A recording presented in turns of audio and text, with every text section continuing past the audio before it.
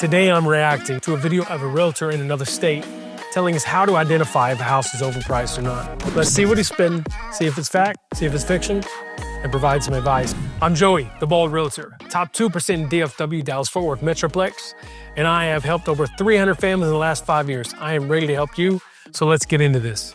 So in today's video, I'm going to help you identify 3 things that I see that let me know that a house is overpriced. Let's first identify the first thing I look out for, which is a little bit on the simple side. I think you're going to notice. A house that's been more than 45 days on the market is most likely overpriced.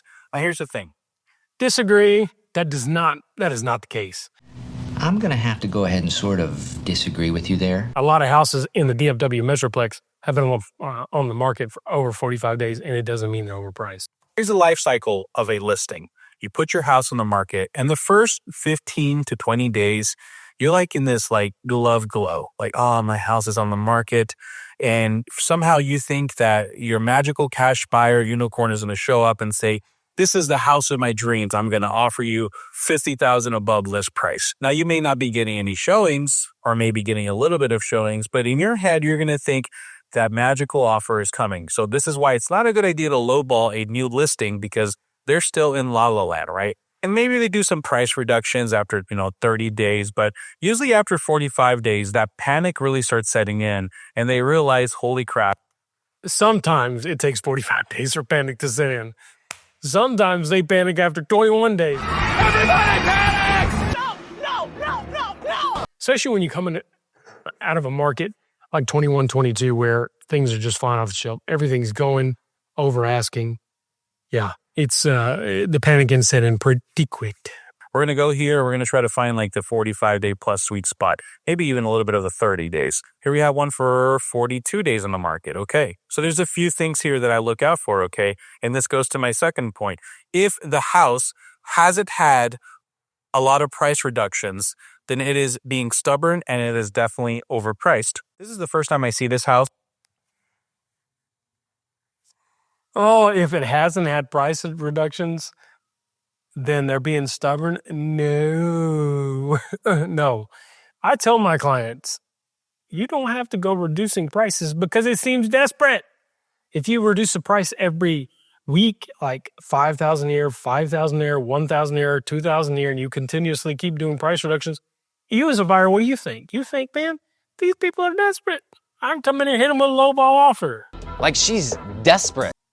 This guy. And I can see here they listed it more than a month ago and they haven't reduced the price. As a matter of fact, I can see here they tried to sell it 2 months back for about $390 and they couldn't sell it then. Why wouldn't a house sell if it's put on the market at the right price? Despite what you think about the housing market, people are out here still. See, this is what my clients are looking at and they call me and they're like, well, why isn't my house selling?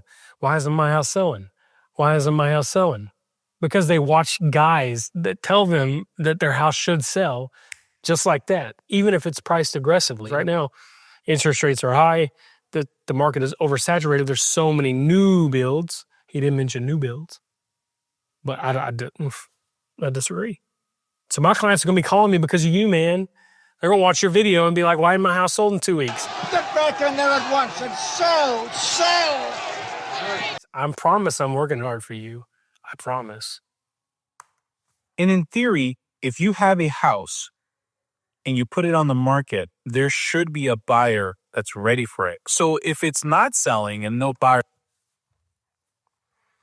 Did he just say that in theory, if you put your house on the market, there should be a buyer for it? I said what I said. Man, I don't know what glass ball he's looking at or I don't know. I'm not understanding where he's getting this information, why he's getting it. He's showing us houses that have been on the market for 35 days. If they've been on the market for 35 days, why aren't they under contract based upon what he's saying? My goodness gracious. Showing up, then that means you're marketing to the wrong type of buyers. That means you're probably overpriced. So here's the thing that people don't understand is when they're looking for houses, they're not just looking at your house. They're looking at multiple houses. So by me taking someone out and looking at 4 to 5 houses, that person is going to be able to get a good idea of what's out there and start forming their own beliefs and opinions of the housing market and what they can get for the price that they're looking at.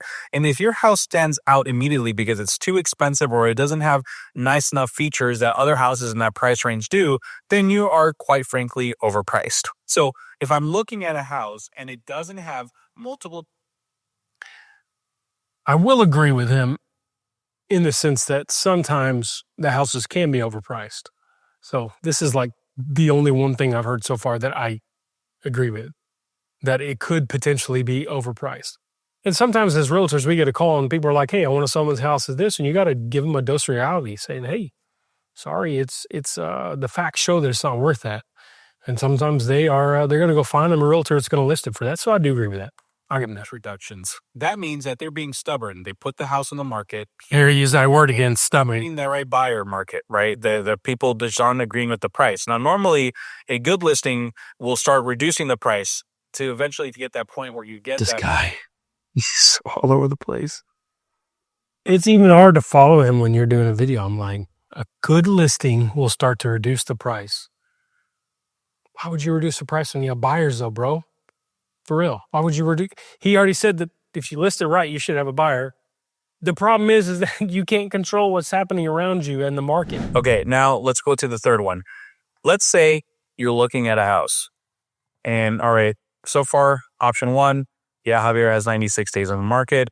Okay, yes, Javier hasn't had, well, this one had quite a few price reductions already, but it still hasn't really sold since the last price reduction.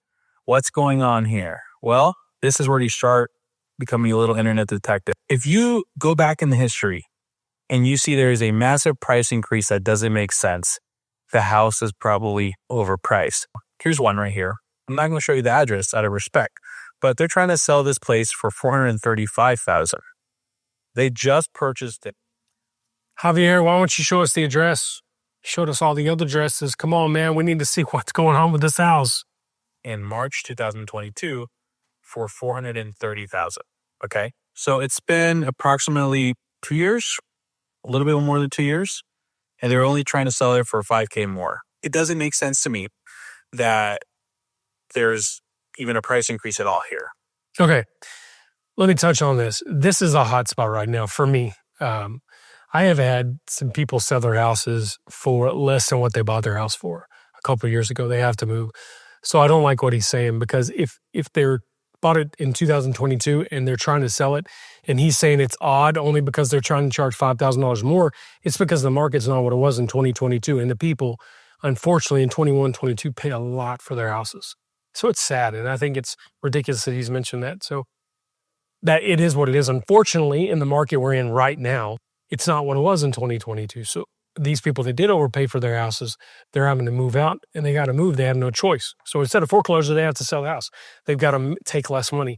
It's so crazy because they even come in. Sometimes you even have to give money to the title company so you can get out of the investment. It's crazy. So I don't like what he's saying about this. Probably have to take a loss at it, honestly. And there's a lot of people like this. If you'll be surprised. Now that you have a better idea of how to identify when a house is overpriced, here's the advice I have for you. There's no magic formula to this. There's no like magic, hey, if I say this with my offer, if I make a letter with my offer, if I go outside of the window with the radio and say, please take my offer, like there's no magic formula to this, okay? The more valuable paths in real estate, like buying a house under market value, getting a lot of closing costs, and also buying it under market value, those are the paths with the most resistance. So it's going to be difficult. You're going to get a lot of no's from like when you make multiple offers. You're going to get angry sellers that might get offended with your offer initially. And you're going to get a lot of disappointment. Like you might actually start catching feelings for some of these houses. And then you get that call, it looks like we didn't get the house, and it's going to hurt. Even if you're telling yourself you're not going to be emotionally attached, it's still going to hurt. You have to first expect it's going to be difficult. Okay. And secondly is you want to really make sure that you're not fighting over the new listings. Like a lot of people like to go look at the new listings, and then now you're in a multiple bid war. And you're like, Javier, how do I win this bid war and still get it? You can't have a bid war and also buy it below market value. Quite frankly, you have to find a situation. That's like one of the first things that I really, really agree with this guy on. Yeah. I mean, that's definitely true. Not going to get under market value or incentives if there's a multiple offer situation. Going back to 2022, that's what we had. We had multiple offer situations, 50, 40 offers on one house. So yeah, you wouldn't get that. As a listing agent, some of the things that he said about an overpriced home and how to tell really rubbed me the wrong way. Just being honest. Like how he said if a house is on the market and there's not been any price decreases, how that must mean that they're stubborn and they don't want to sell it. That's not true. I do agree with his strategy when it comes to helping buyers and how when you're looking for a good deal, but again, adding that call the agent, just reach out to somebody, communicate with them and find out what they're looking for. I think that's the key to it. That's my take. For more buying and selling tips on real estate, you can subscribe below. Also, you can find my buying and selling guide in the description as well.